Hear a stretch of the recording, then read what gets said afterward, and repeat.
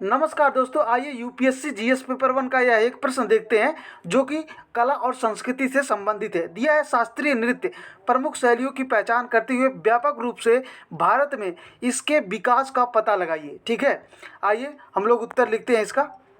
देखिए, आप लोगों को यह बात ध्यान देनी है कि इस तरफ नहीं लिखना है, केवल बीच में ही लिखना है, लाइन के अंदर ही। ठीक है, भारत में शास्त्रीय नृत्य का विकास अनेक स्थानों पर अनेक शैलियों में हुआ है।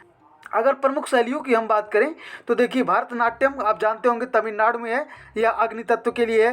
राग, लय, ताल, नाटक के प्रसिद्ध ये सब रूप हैं उसके, जाति रूप, तरंग आदि, इस तरह से आप लिख सकते हैं। उसके बाद से दूसरा देखिए, कथकली को आप लिख सकते हैं केरल। देखिए, श्रृंगार व आधारों के साथ साथ इसमें काम किया गया, मानव मन स्थिति को इसमें चित्रित किया जाता है। मोहिनी अट्टम आप जानते हैं केरल का है, और इसमें आपने देखा होगा कृष्ण भगवान मोहिनी बनकर आते हैं। तो वायु तत्व का निकरण, लास्य तत्व की प्रधानता है, महिला द्वारा श्वेत परिधान इसमें धारण किया जाता है।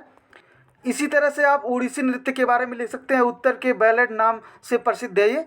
ठीक है, अब अगर हम कुचिपुड़ी की बात करें तो ये आंध्र प्रदेश का है। इसे मुक्त आकाश में किया जा सकता है और इसमें आकाश तत्व विद्यमान होते हैं।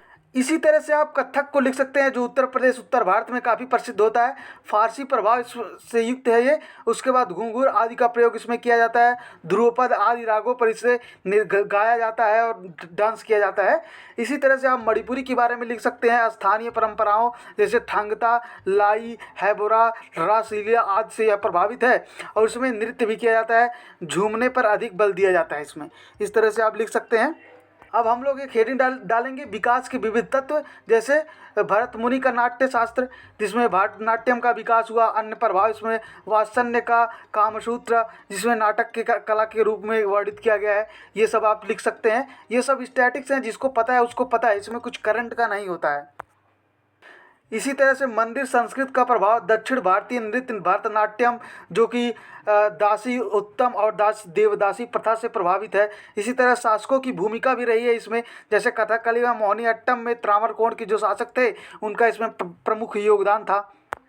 इसी तरह से भक्ति आंदोलन का भी प्रभाव पड़ा है, प्राचीन नाट्य मंचों का भी प्रभाव पड़ा है। ठीक है, इसी तरह से अरबी फारसी का भी इस पर बहुत ही गहरा असर पड़ा है। और अगर आपको उत्तर एंड करना है तो आप लिख सकते हैं इस प्रकार, भारतीय नाट्य परंपरा अपने विकास व विविधता की दृष्टि से अत्यंत समृद्ध और व्यापक है। इस तरह से आप लिख के ख़त्म कर सकते हैं। Thank you so much for watching this lecture.